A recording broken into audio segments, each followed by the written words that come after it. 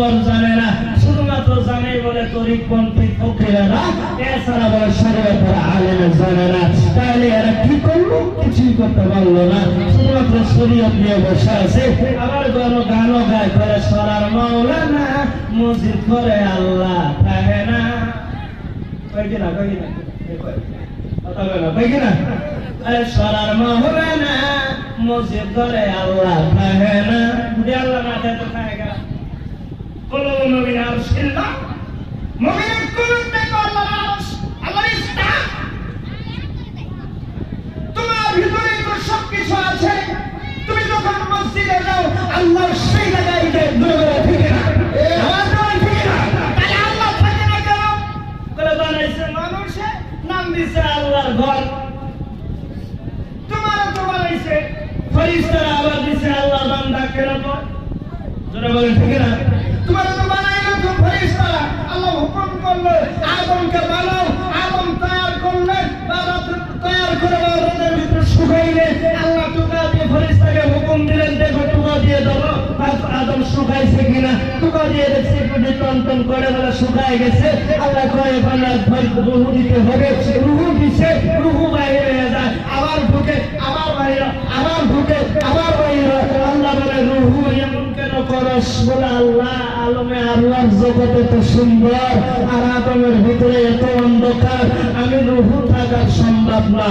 আল্লাহ বলে আমি তোর আদমের ভিতরে সৌন্দর্য বানায় দিচ্ছি। এই সৌন্দর্য বানাইলেন কি দিয়ে?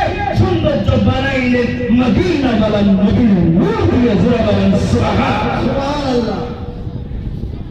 ভাইরা আমার বন্ধুরা, এই জন্য আমি বলি রে বাবা, তরিকা নিয়েছো ভালো কথা, তরিকার আমল করো, তবে তুমি সাকসেস হইতে পারবা। তুমি বলেন ঠিক না?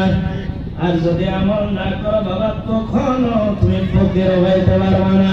আসল ফকির হইতে গেলে বাবা আমলের প্রয়োজন আছে বাবা। শুধুমাত্র বাবা ওই ফকির আনতে নাম দিলে বাবা তাকে ফকির বলা যায় না বাবা রে।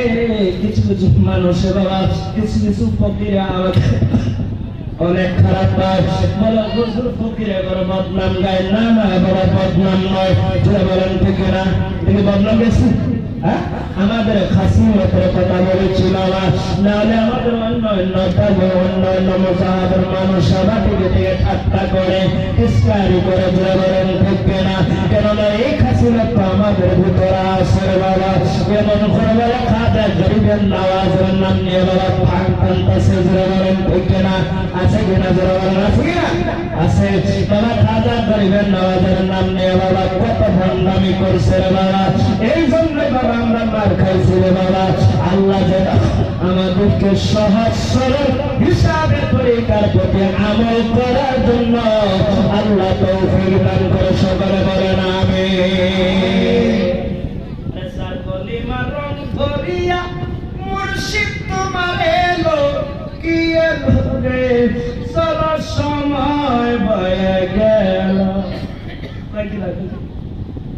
গানগুলো কয় বড় সুন্দর, কিন্তু এটা তর্জমা করে দেখলো আমার, তাই না? করে দেখছে, শুধু গাই নয়, বাজনা বাজালো, ঠাক মেরে দিয়ে গান কইটা গায়ে ভিতরে চলে গেল, কিন্তু এর ভিতরে দেখলো না কি কইলাম, কি শুনলাম, কি দেখলাম, কি পাইলাম, কি শুনলাম। ঠিক না ভাইরা আমার বন্ধুরা, মুসলমান এই জন্য আমাকে খারাপ পায়। এক জায়গায় নিয়ে গেল, এরকম একটা জলসা ছিল বাবার, ছোট্ট মোটো একটা পীর সাহেব বলো, হুজুর আমি একজন পীর সাহেব, হুজুর আমার প্রোগ্রামটা করে দিবেন। আমি গেলাম, যাওয়ার পর দেখি বাবা যেই রুমের ভিতরে বসতে দিছে, যেই রুমের ভিতরে বসতে দিছে তার পাশের রুমের ভিতরে বাবা এমন ভাবে পেপার মেরে ধোঁয়া উঠছে। ধোঁয়া ওড়ার জন্য বাবা আর থাকা যায় না।